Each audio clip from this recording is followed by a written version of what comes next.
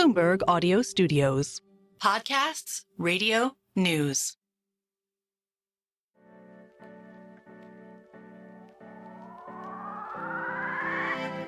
Well, Elon Musk is now the richest person on the planet. More than half the satellites in space are owned and controlled by one man. Starting his own artificial intelligence company. Well, he's a legitimate super genius. I mean, legitimate. He says he's always voted for Democrats, but this year it will be different. He'll vote Republican. There is a reason the U.S. government is so reliant on him. Elon Musk is a scam artist, and he's done nothing. Anything he does is fascinating to people.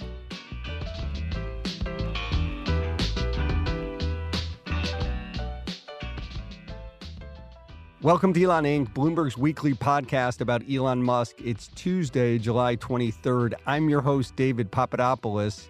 Well, the election news has not let up, and Elon Musk is once again in the middle of it.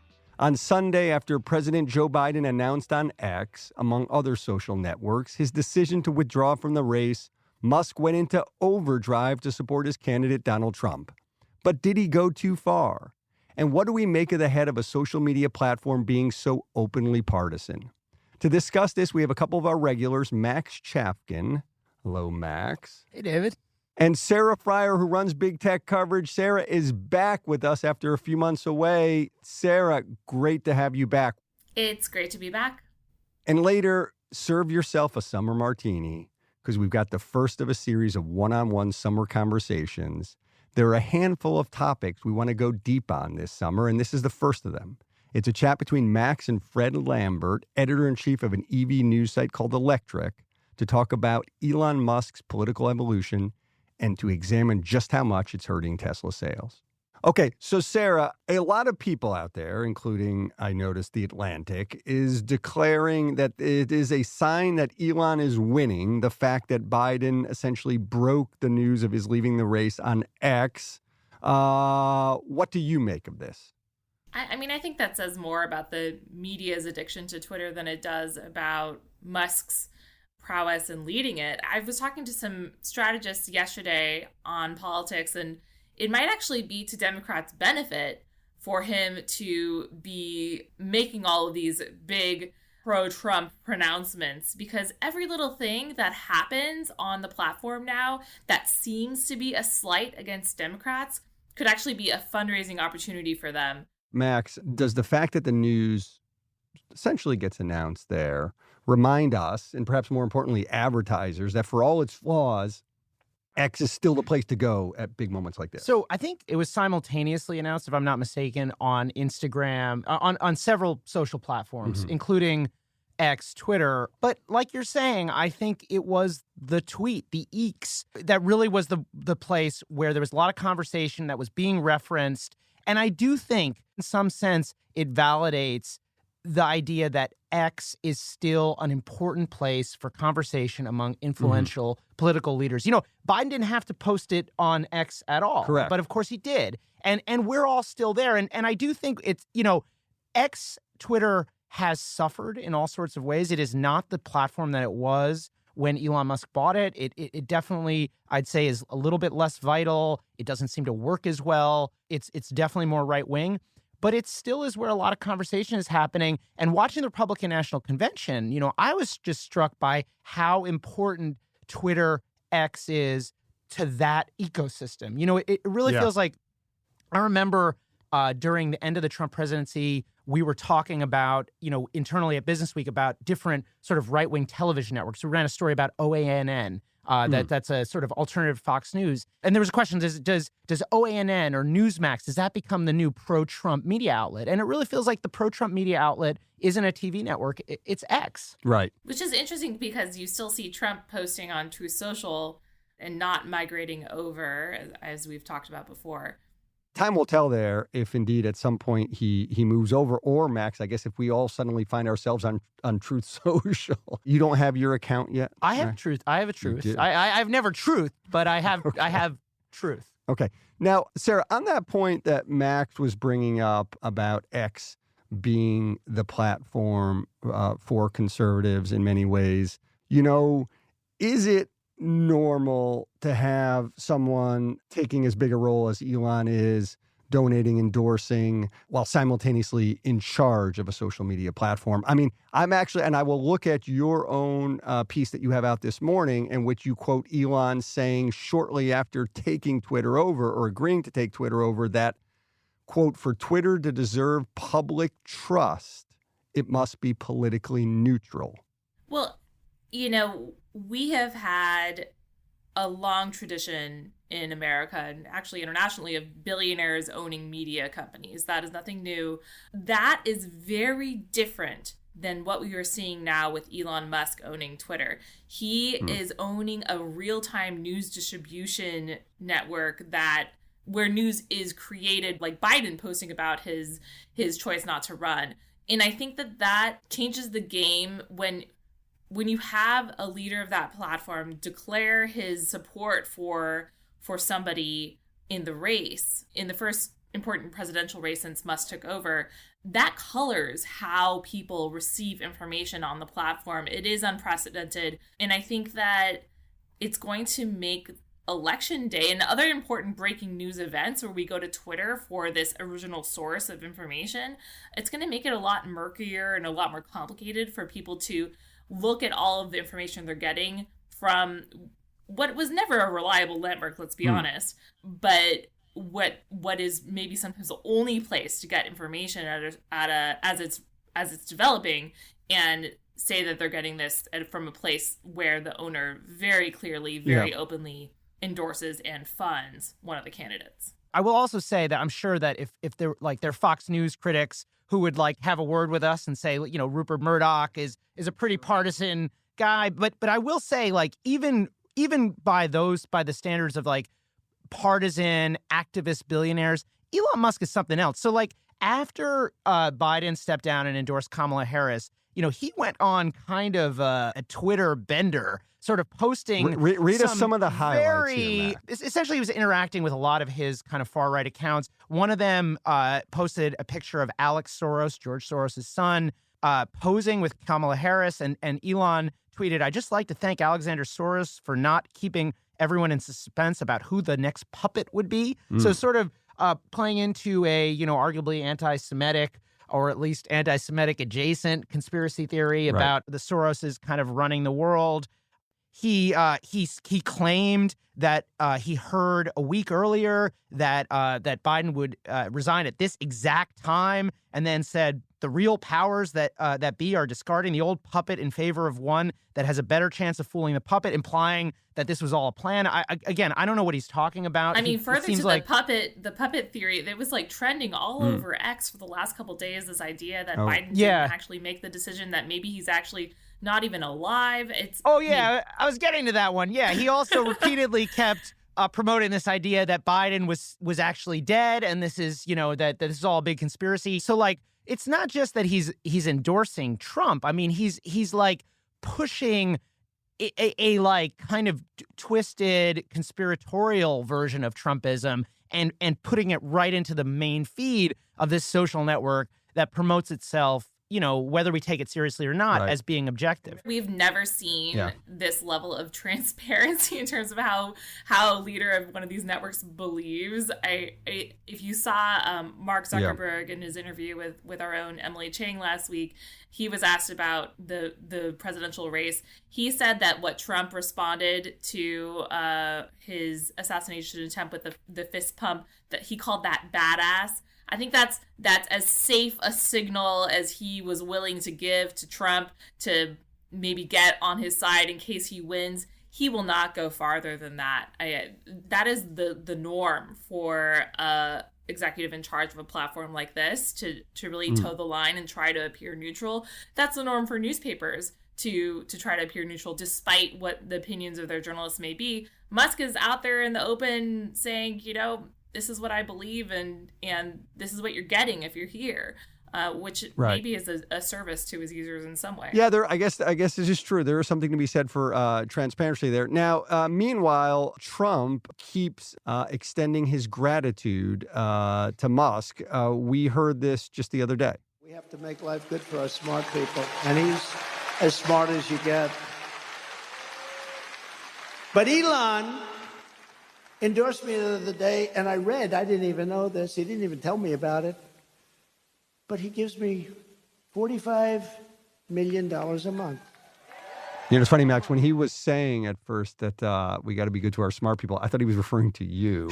But well, you know, I think he may be listening to the Elon Inc. podcast because not only did we talk about the 45 million, but I mentioned last week that I was a little skeptical that Elon would fully fulfill any commitments he made. And what I heard here in what Trump is saying there is sort of a reminder to Elon Musk that, hey, you've committed to something here, buddy. Like you better follow through with it. Keep coming with the cash. And in addition to, of course, identifying with a very successful businessman and industrialist who's relatively popular among conservatives. Does this truly put him and X in any kind of peril, like, you know, the way conservatives used to rail against the Twitter of old? Yes, it's going to be I think this is going to be a big issue. We've already seen, even before Kamala Harris was the, likely nominee, bringing up Elon Musk as sort of identifying him closely with Trump. And the more this goes on, and, eventually we will see the actual FEC filings for this PAC that Elon Musk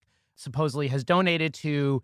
And as this goes on, and especially if Trump wins the election, this is going to be a huge thing. It's going to, I think Democrats have been activated to some extent around Elon Musk, but it was always kind of a little hazy. It wasn't clear.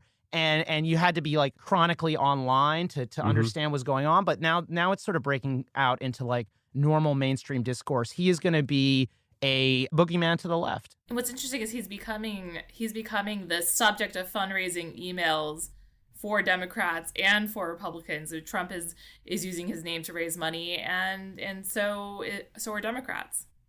This election is essentially becoming a referendum on Elon Musk, and I almost feel like a referendum on Elon Inc. Vote early and vote often. Right. Sarah, thank you for joining us. It's terrific to have you back. Thank you. It's so good to be back.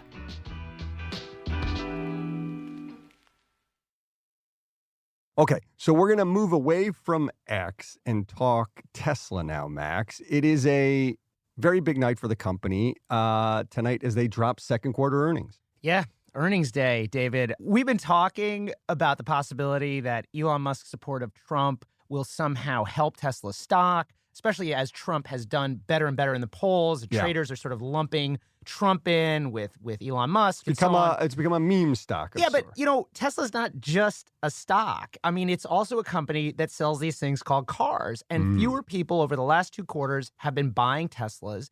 And that's like a real problem, a real challenge for this company that's kind of getting lost and that we're going to see more of, during this earnings conversation. Now, there have been a bunch of different explanations for why this is happening. And of course, one of them is Elon Musk himself. As Elon has gotten more interested in right-wing politics, he's arguably starting to alienate the kind of like progressive, suburban normies who are not necessarily like as into being edgy on social media and are actually just into like, helping the environment by buying, carbon neutral vehicles. Not the greatest brand ambassador at this current point in time. So a lot of people have been sort of asking this question, like, could Elon Musk actually be hurting Tesla? And a couple of weeks back, I interviewed really who I think is like the perfect guy to have this conversation with. His name's Fred Lambert. He's the editor of Electrek, which is a web publication devoted to EVs. And Fred, for many years, to me anyway, was like the ultimate Elon Musk fanboy. The guy who he's a journalist, but really giving the most optimistic, fullest vision of like electric cars and Elon Musk and why this is going to change the world. But over the last few years, Fred has gone through a really fascinating journey. And it's a journey we talked about from seeing Elon Musk as sort of this superhero to really starting to question whether Elon Musk might actually be hurting Tesla. And we got into that and really got into like what this means for the future of this company as they struggle to drive sales over the next few months. This sounds awesome. Let's cue this up then. This is that conversation between Max and Fred Lambert. Fred, welcome to Elon Inc. Yeah, thanks for having me, Max. So let's start.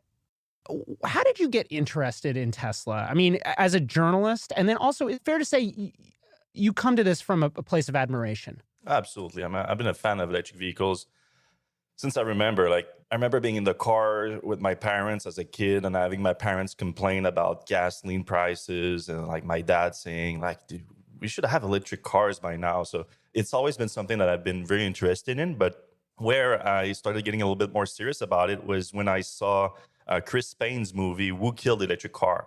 It came out early 2000, and it followed specifically the story of the EV1 from GM, which was one of the first new generation electric car. But it highlighted some suspects to who's trying to keep down electric cars.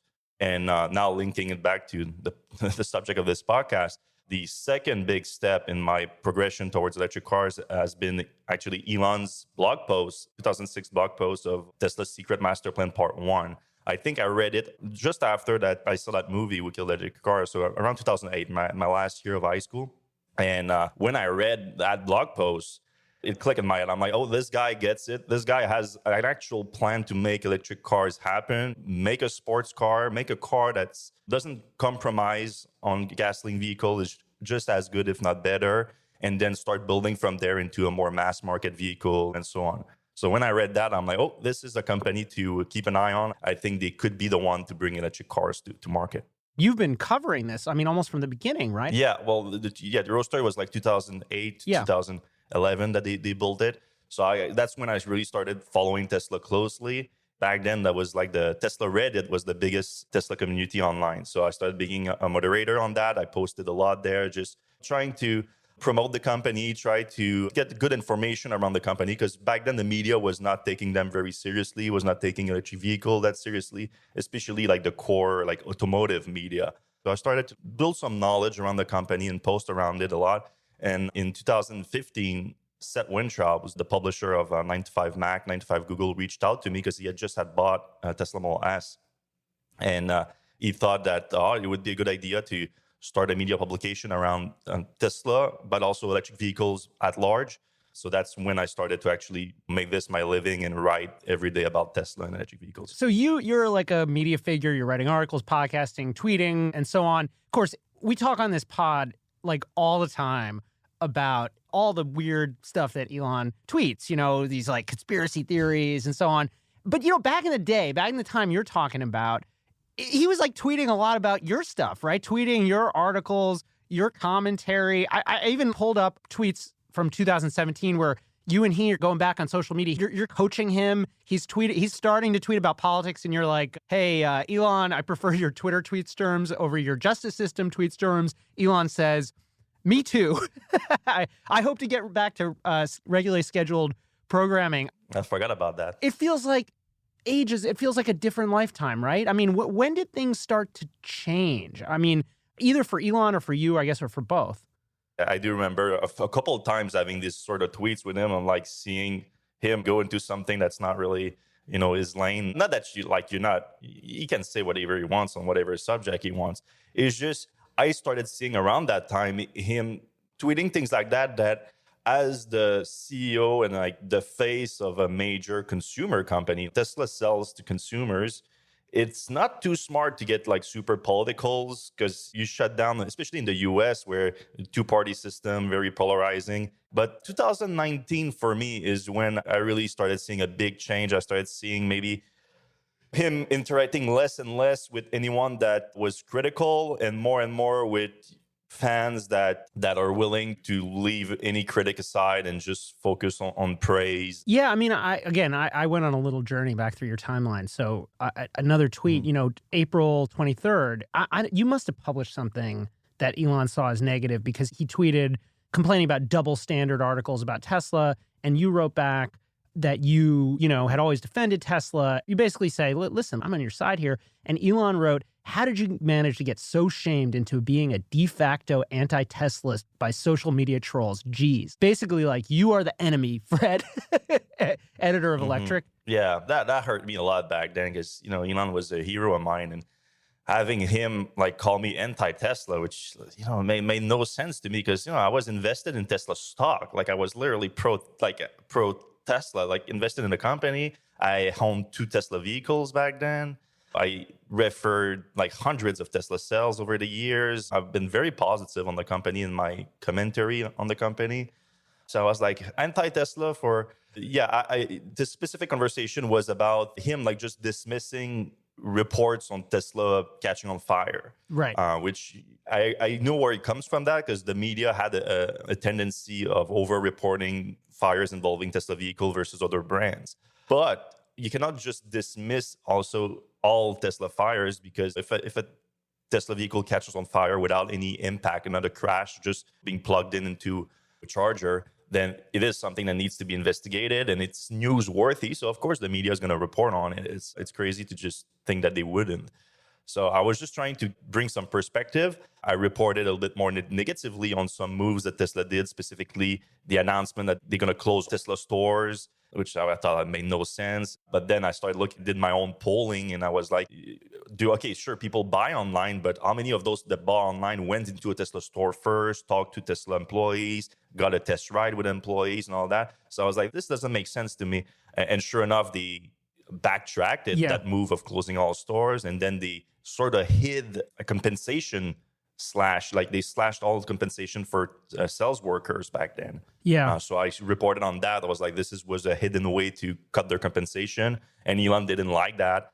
Around that time, even, he was supposed to call me. Like, I got a call from his chief of staff saying that Elon wanted to talk to me about those articles and all that. And then he gave me the runaround for 2 days and then never called me. I guess he wanted really to... He never called you to ask you how you got so bullied into to being a... Yeah. That comment is interesting, that I got shamed by internet trolls into becoming anti-Tesla. I think that applies to him these days. I wanted to get broader here because, of course, Elon is both the CEO of the company and this larger-than-life figure. He's also, and maybe it's around this time, becomes the leader of this very, very powerful kind of extremely online army. I know you were later attacked by a bunch of the sort of Tesla influencers. This guy, Whole Mars blog, this guy has said some very terrible things. You're a horrible person with no sense for the damage you do. If you fell off the face of the earth. Sorry. What do you make of that? These guys, what led to this bile? Mm-hmm. At first it was, but then I started to rationalize it a little bit, understanding where they came from. And so quickly I was more interested in the how it came together than the actual impact on me. I have pretty thick skin. I'm able to handle that stuff. So it's not that big a problem. But to understand, because I was one of them at one point, I'm pretty comfortable admitting that I was part of that problem, that building that culture, that Tesla culture that now is went a little bit overboard, in my opinion. Because at the time, Tesla was the underdog. Tesla was a small company at the verge of bankruptcy several times. So us as Tesla fans, we felt the need to prevent that from happening, to prevent Tesla from dying, because we see Tesla as a very important company to transition the world to sustainability, which I still think is true, by the way. So without Tesla, there's no US EV market. It's half of that size it is. So it's an important company. I think that's not arguable. So we were fighting for the company to survive. So fighting against misinformation about it, fighting of our overblowing bad news about the company, fighting about all that stuff. But as the company, the company got out of that. Now it's worth $500 billion. It's a profitable company. So things that have changed. And some of these Tesla fans, I think, are stuck in that mode, in that survival mode of Tesla being the underdog. And so they are a little bit more rabid about it. They are more aggressive. And I was like, hey, we won. Tesla is now a huge company. It has a giant impact. The mission is not accomplished completely, but the mission to accelerate the advent of electric transportation certainly has been done. The media has changed a lot during that time too, to be honest. Back then, there was only us, but now there's a bunch of media that focus just on EVs. But I think the two main things was media not necessarily being malicious about Tesla, but just not understanding the company well enough to report on it correctly for a certain period of time. I think that's changed a lot. I mean, on Bloomberg, you guys have several journalists that work just Tesla. We have a whole podcast, Fred. Yeah, so things have changed. You didn't have that 10 years ago. And the other thing is obviously the shorts, the short sellers. The Tesla has been a long time was the most shorted stock on the NASDAQ. So you have a clear enemy then when you're a Tesla fan. You have these guys want Tesla to fail. They are betting for Tesla to fail. And These guys, some of them were, I think, doing real bad stuff, spreading misinformation about the company. I think there's real bear cases on Tesla. So I'm not saying that all shorts are bad or anything like that. So, but some of them would amplify bad news on Tesla. A single story of a fire or something, and it turns into this whole, and try to turn it into exactly. a trend. So there was a lot of that happening that needed to have a counterbalance to it. So I was part of that counterbalance. So that's how I saw myself. But then I think a lot of people are now still stuck in that mentality, and that's where you see some of these Tesla fans being very rabid. Yeah. Tesla fans now have a bad reputation because of it. I think it's arguably worse for the company now. The reason I wanted to have this conversation, we talked a couple years ago, just as I was trying to think through another story I was working on about the kind of culture of Tesla fandom. I don't know if you'll remember this, but I think I'd ask, is there a cult of Tesla? And you said, well, there are two cults. There's the cult of Elon, and then there's the cult of Tesla. How do you separate those two groups, or how do you think about them? I mean, Elon has complicated things a lot for Tesla by firing the PR team, for example.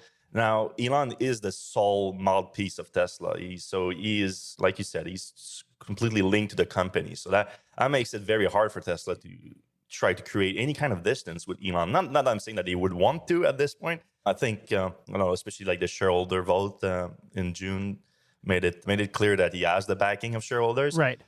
I don't know about the cult of Tesla, maybe the cult of the Tesla stock too. I think a lot of people are all in the Tesla stock, so that's problematic. It will skew your vision of the company when you're all in on the company. But the Elon, obviously Elon's own cult of personality has evolved a lot in recent years. Now he's a hero of the right to some degree, or at least with some people. I'm old enough to remember Mitt Romney calling him a loser, a Tesla loser for taking a loan from the government. Yeah, and Barack Obama defending him. Yeah, I remember that. I remember big truckers blocking supercharger station, saying to F Tesla. And now it's the other way around. Now you have left-wing people doing graffiti on Cybertruck saying F Elon. So it's a weird time. The poles have inverted, it feels like. So is it like the Venn diagram separated at some point and maybe started to drift apart where at one point, if you were a fan of Tesla, you were a fan of Elon, and then they've started to split? Yeah, I think that's fair because I'm still a fan of Tesla, but I would have a hard time calling myself a fan of Elon at this point.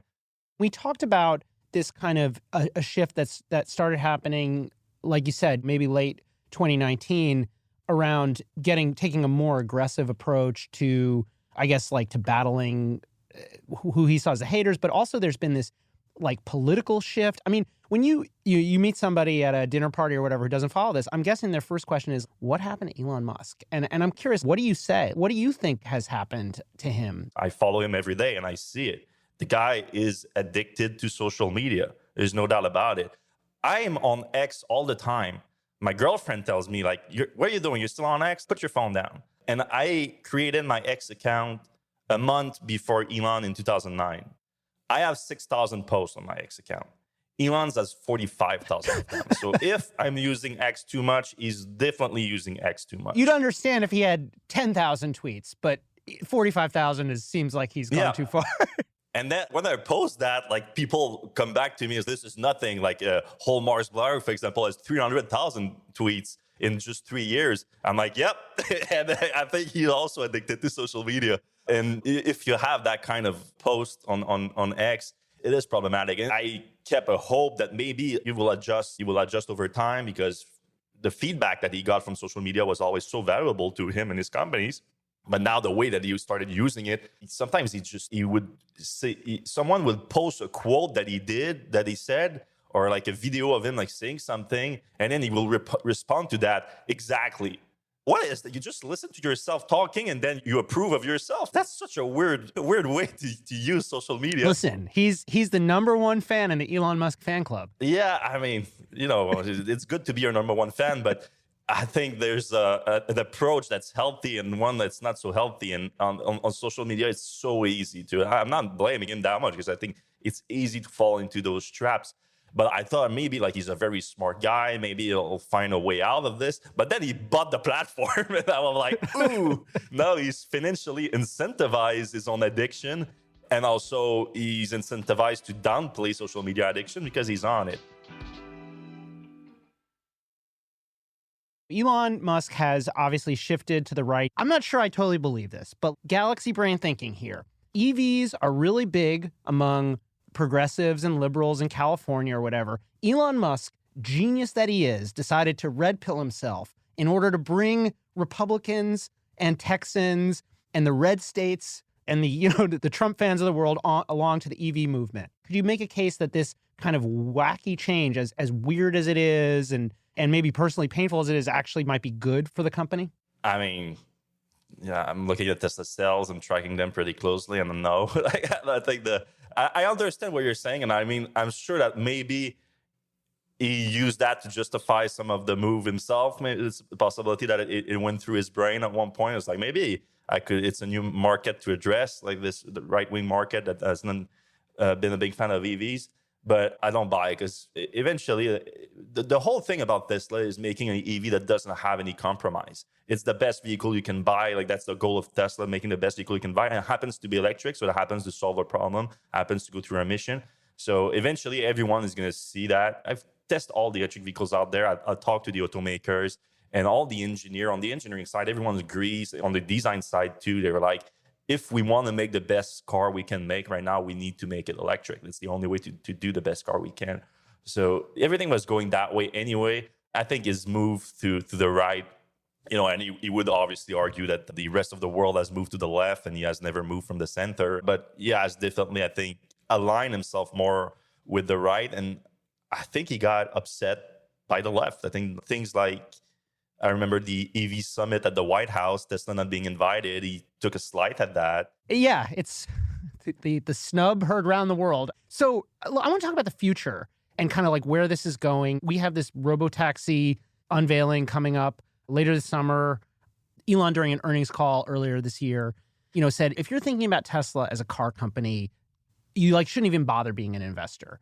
And it really does feel like the company still sells cars, but in some ways he's turning away from that. And do you think, is that what's going on? I mean, is that view of Tesla the correct view? Is it where it's going? Are we making a mistake? Are we just going to be, a few years from now, just like Optimus is going to be doing my laundry and taking care of my kids, and I'll just think it was very quaint that we were talking about electric cars back then? I mean, Tesla's core business is still electric vehicles. There's no doubt about it. Obviously, if you follow the AI space, it's moving at a pace that's insane right now. So a lot of companies are trying to attach themselves to that, whether it's just for optics or whether there's actual a use case for it. I think for Tesla, Tesla has some expertise in terms of power density, energy density that would be useful in a humanoid robot, compute density and compute efficiency with the Tesla's self-driving computer inside the cars. All these things, they make sense for a humanoid robot. And the timing doesn't, I'm not going to pull out my crystal ball here, but with the pace of innovation in AI, it would make sense to have that AI in increasingly more advanced robots, and the dream is a humanoid robot. So there's a lot of things that make sense. The timing looks good. At the same time, you can also make the argument from the bear case is that, Tesla's car business is plateauing, if not crashing a little bit right now. So the stock is having some problems. It's for optics, to Tesla to move to AI and to move into robots. So that argument is not bad one either. They both make sense. So at the end of the day, it's going to be the execution, I think, that's going to make the difference. Yeah, you're bringing up all of these challenges, delivering a robotaxi, however you envision that or whatever. And I think the question is Elon the guy to do it? I mean, I think if we were having this conversation a year ago or 2 years ago, and certainly 10 years ago, that would be a crazy question. But I feel like now the question of should Elon Musk be running Tesla? Now, clearly, the vote on the pay package shows that most investors think he should continue to run Tesla. Yep. But I do think you could make the other argument. I'm curious what you think. I mean, at what point should, and what would have to happen for somebody like you, somebody who cares about EVs, would contemplate? Oh, I'm contemplating. I voted no on the pay package. I think it's time for Elon to take a step back from Tesla. I think people are overestimating his direct contribution to the company. I think he is undoubtedly a part-time CEO at this point. He's CEO of 3 other major companies and the de facto leaders of a bunch of others. Even if he has 100-hour weeks, he's still not spending full time at Tesla. So I think there's value to having a full-time CEO.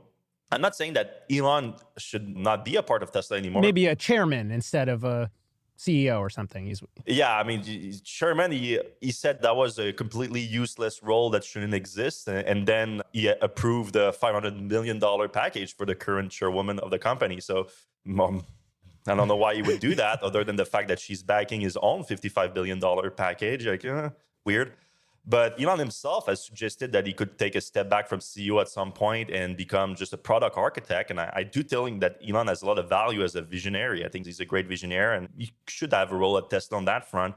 But I don't think he should be the sole mouthpiece of Tesla like he is right now. And since he has killed the PR department in Tesla, that has been the case. I think that Tesla should be stronger with a PR department, another spokesperson, and a full-time CEO that can push the execution of this vision that he has that I support.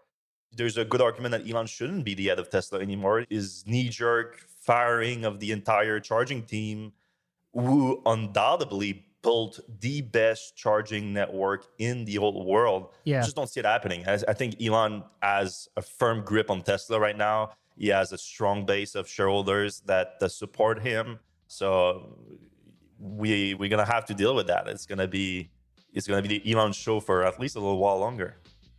All right, Frederick Lambert, thank you for being here. He is the editor-in-chief of Electrek. Great conversation, and let's just stay in touch. Would love to have you back to talk about the next turn of this screw. Thank you again. I'm sure there's always plenty to talk about, Elon. Thanks, Max.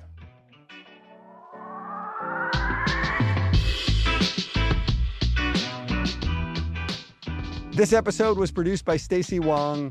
Naomi Shavin and Rehan Harmansi are our senior editors. The idea for this very show also came from Rehan. Blake Maples handles engineering, and we get special editing assistance from Jeff Grocott, Antonia Mufarech, and Arafat Jalasho Perry. Our supervising producer is Magnus Henriksen. The Elon Inc. theme is written and performed by Taka Yasuzawa and Alex Sugiura. Brendan Francis Noonan is our executive producer, and Sage Bauman is the head of Bloomberg Podcasts. A big thank you to our supporter, Joel Weber. I'm David Papadopoulos. If you have a minute, rate and review our show. It'll help other listeners find us. See you next week.